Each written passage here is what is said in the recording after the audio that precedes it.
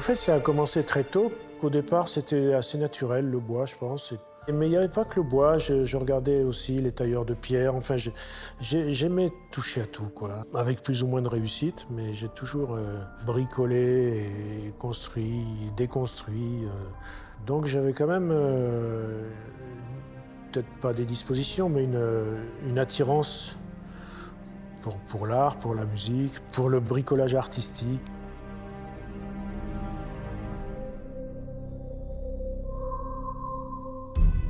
J'ai pris des cours de danse quand j'étais enfant et ça a été la révélation, je voulais être danseuse. Et puis, au fil du temps, je me suis mis à dessiner des petites formes comme ça. Au début, je dansais le jour et je dessinais la nuit. Et progressivement, le dessin a pris l'importance. Où le corps n'a pas suivi, c'est le dessin qui est devenu plus important. Mais je pense que c'est le dessin qui a compté.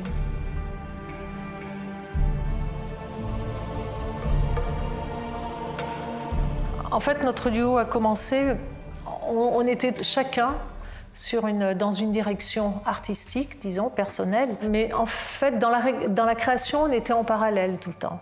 Et il faut quand même faire attention parce que le cheminement artistique, c'est aussi quelque chose de solitaire. Et on a décidé à un moment donné, on s'est dit, oula, c'est le moment, c'est le temps de faire quelque chose ensemble.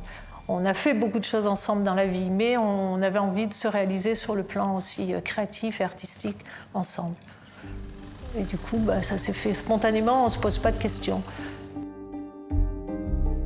C'est pas évident, c'est sûr, parce que c'est pas qu'il y a une histoire de dominant et de dominé, mais forcément ça marche comme ça, un couple, il y a le positif, le négatif, quelquefois ça s'inverse, et c'est un courant alternatif, quoi, qui fait qu'on trouve une énergie et qu'on a toujours le désir d'aller plus loin.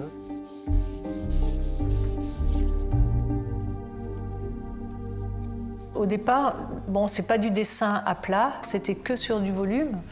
Et le volume, j'abordais ça comme un travail de duo, en fait, de corps à corps.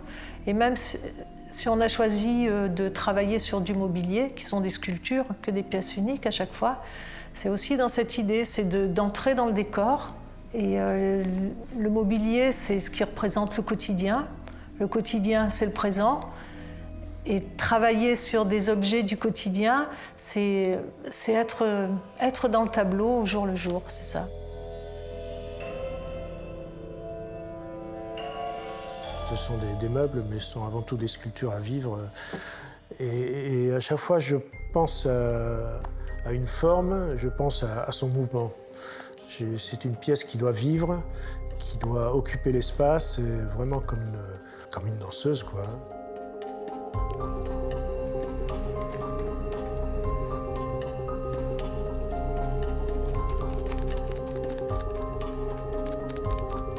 Je sais que je ne pourrais pas travailler avec quelqu'un d'autre qu'Olivier. Ça, je ne l'envisage pas, ça me semble totalement impensable. Il n'y a pas d'histoire d'ego, puisque l'échange est perpétuel. Donc c'est un ego à deux. C'est simple, en fait, c'est très simple. Son regard est important, même s'il ne parle pas.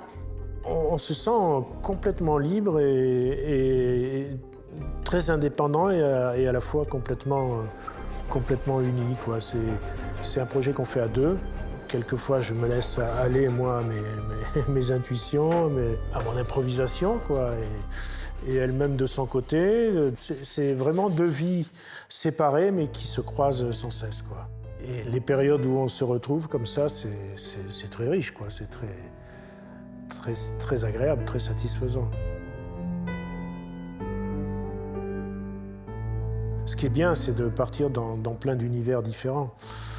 Et moi, j'ai tendance à un peu partir dans tous les sens. Et justement, il y a ce contrepoids. Chantal est là pour me guider un peu, quelquefois. Donc c'est bien d'avoir tout le temps quelqu'un qui a un regard extérieur.